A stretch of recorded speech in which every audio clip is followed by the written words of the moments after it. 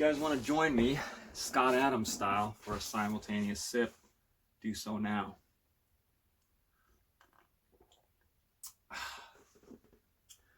So one thing I want to talk about, and it's one of these little quick videos, is sealing the factory AC unit on top of the passenger Sprinter vans. So I've seen quite a few videos on this, and many of which detail taking apart the entire interior almost, and the whole top of the unit, and basically dismantling the entire thing. That includes evacuating all the coolant out of the system. I mean, it's just a nightmare.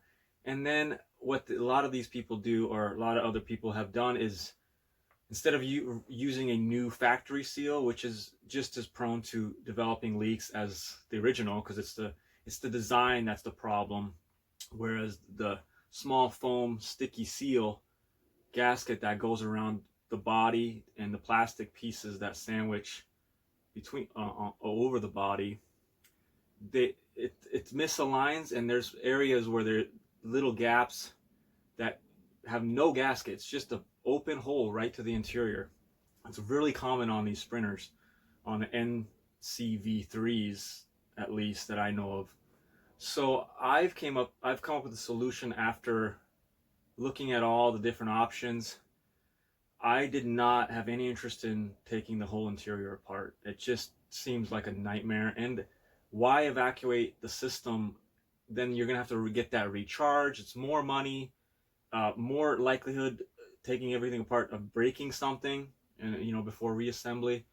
Nightmare. So I did what many RV owners did, and it's such a better solution than anything else. So let me detail that for you now. My theory on this is that let's say you don't use the factory seal when you put it back. You take everything apart and you're going to put it back together. Many people I've seen online use like silicone or something to seal, create a gasket, basically seal it, and put it all back together. And now it's sealed. Yes, you've fixed the problem. It's not going to leak, but taking that next time, if you have to take that apart, it's going to be an absolute nightmare, because you can't really access that area where the gasket seats, that silicone you just put in there. You can't access that. You can't access that from the top because it's underneath the plastic of the top piece. And even when you take the cover off, it's a big area, big thing that it's way up underneath there, and you got about 2 millimeter area to get down 6 inches deep before you even get to the gasket. So it's a nightmare to have to take apart if you're going to do it that way. My idea is to seal, like RVs many times use this method. They seal on the outer perimeter of a cover that covers whatever, but if it has a hole going into the top of the roof, you seal around the perimeter of that cover. So that's what I did, and it stopped the leaks. And it is in the front section of the AC unit where the leaks develop. You have to take the rear cover off and a couple brackets off the rear part of the AC unit, but in order to take the front cover off. But essentially, I mean, you can take those rear covers off, and then you can access all the area that you need to seal. You don't even have to take the front cover off. You don't have to do anything to the front or anything to the inside to do this. You just use silicone. I used black because that's what I had. Not the prettiest, but I was under a time crunch, or I was going to have a week of heavy rain, and I knew that I wanted to get that sealed as soon as possible, and on hand I had some black silicone, so I just went with black. You could use clear, you can use some body color maybe. They make silicones now in body colors and different off-whites and stuff.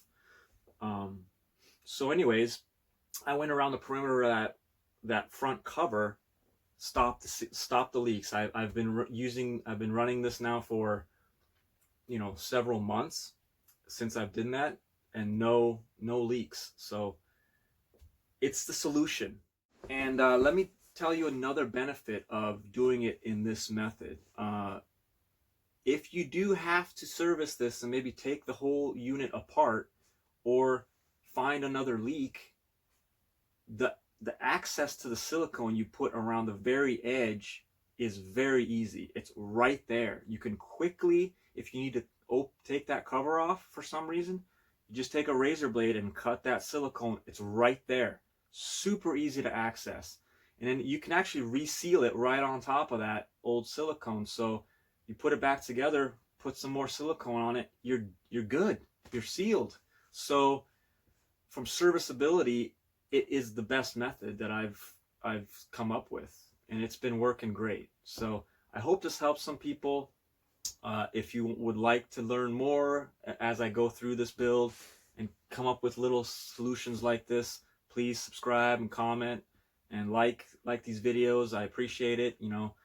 And let's build the best vans we can. Let's make van life worth living. You know, I want to make this into a little tiny home, and I want this to be very functional in all temperature ranges and conditions, and I don't want any water and moisture and mold and any of those kind of situations to be present in this van. And that's why I'm taking very specific steps to initially pre-build to avoid those kind of situations and to make this van last for a long time, because if I can keep water from coming into the van, that's going to keep it from rusting. You know, it's all related, obviously. So anyways, take care. Thanks, guys. Cheers.